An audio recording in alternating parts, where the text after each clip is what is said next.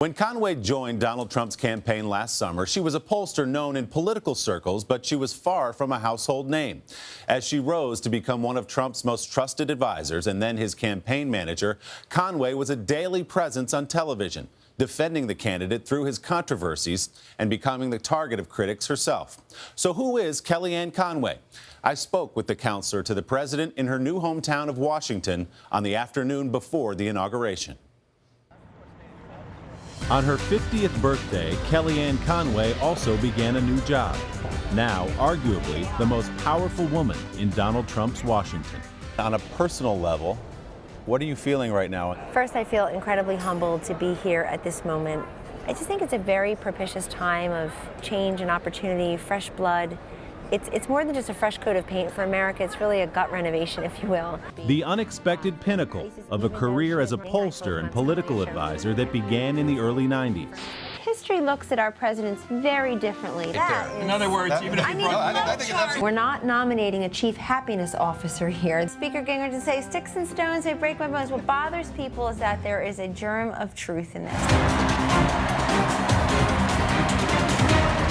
Conway started the 2016 presidential race backing Donald Trump's biggest rival. Helping to run a super PAC that supported Texas Senator Ted Cruz, Conway was critical of Trump. He says he's for the little guy, but he's actually built a lot of his businesses on the backs of the little guy.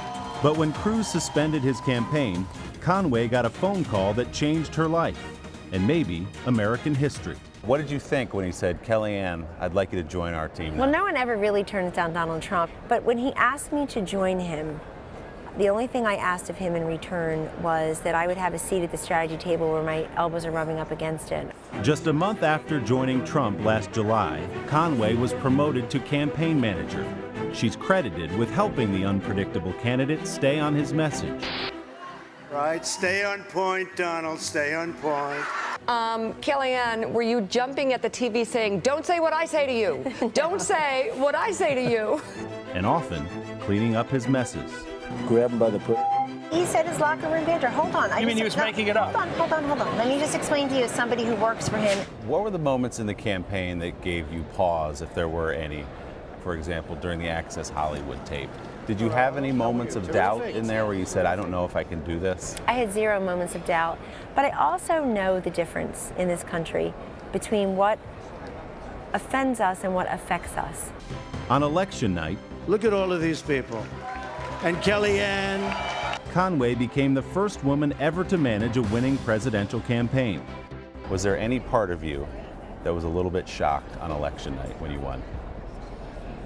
Wasn't shocked that we won. It was the intensity with which Donald Trump carried some of these areas, or came really close to carrying areas that had been elusive to Republicans for a very long time. So you were a little bit surprised? I was a little bit surprised. I knew starting October 22nd that he would win, and told him. Picked out your West Wing office? I have. I'm taking Valerie Jarrett's office, and it was also Karl Rove's office. I thought that was really good karma. Valerie really made me see how family-friendly the White House can be.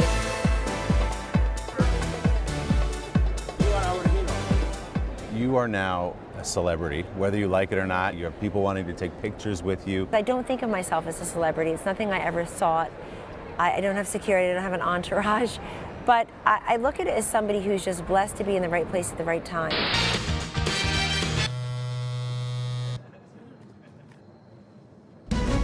Okay, Jake, so this tweet is actually taken out of context. Of course, Mr. Trump thinks that Mexicans can read, and actually what he wants them to read the most is Hillary Clinton's 33,000 missing emails.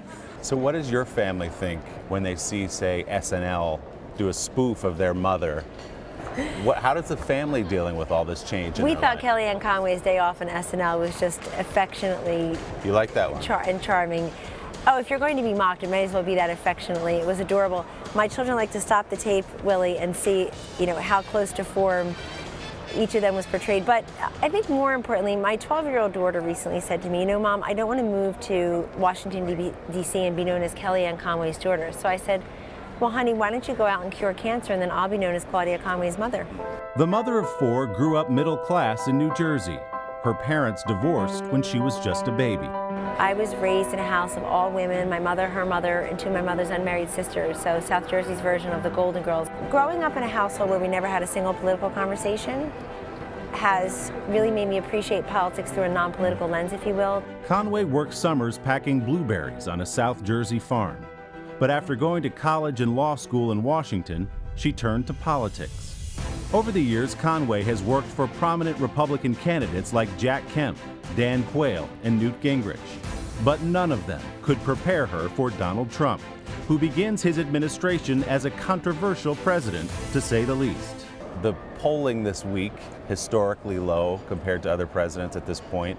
Are you not concerned by a number that low as you begin this administration? What concerns me about those poll numbers is very simple. It's part of how we got there with him. The question for everyone who covers him and who thinks about him is, what is the line between thoughtful criticism and skepticism and flat out denial and delegitimization of what just happened? So you think it's purely media coverage? No, I didn't say that. I didn't say purely. I said I'm concerned about how the poll numbers got there. People responding to the polls, though, did cite specific examples of things that trouble them about Donald Trump. For example, the fight with the intel community. A lot of people wondering why it appears, anyway, that his reflex is to defend Vladimir Putin and not the intelligence community. That's completely unfair. He has a great relationship with the intelligence community. But he insults them all the time. Well, I disagree, Willie, and here's why. President-elect Trump has received many intelligence briefings. The PDB, the Presidential Daily Briefing, which is more of a product than an actual event, but he also has received other intelligence briefings, and he has kept his mouth shut about them. Why all these leaks from other people? Much of Trump's criticism of the intelligence community appeared where so many of his thoughts do, on Twitter. Are there mornings where you wake up, you look at your phone at 6 o'clock in the morning, you see a tweet from Donald Trump and you go, oh my gosh, I can't believe he sent that out? Sometimes what he has said gets distorted or jaundiced or outright twisted into unrecognizable fashion. And I know it's great for some ratings, but it doesn't really help fulfill the duty that we all have. Do you think he'll answer every criticism from SNL, He doesn't Meryl answer Streep? every criticism, believe me. This man does not. I, Donald John Trump. Whatever the next 4 years may bring, it's a good bet Kellyanne Conway will be at the president's side. I see my Kellyanne. Oh, Kellyanne. Come here. Come here. She's been so great. Wow.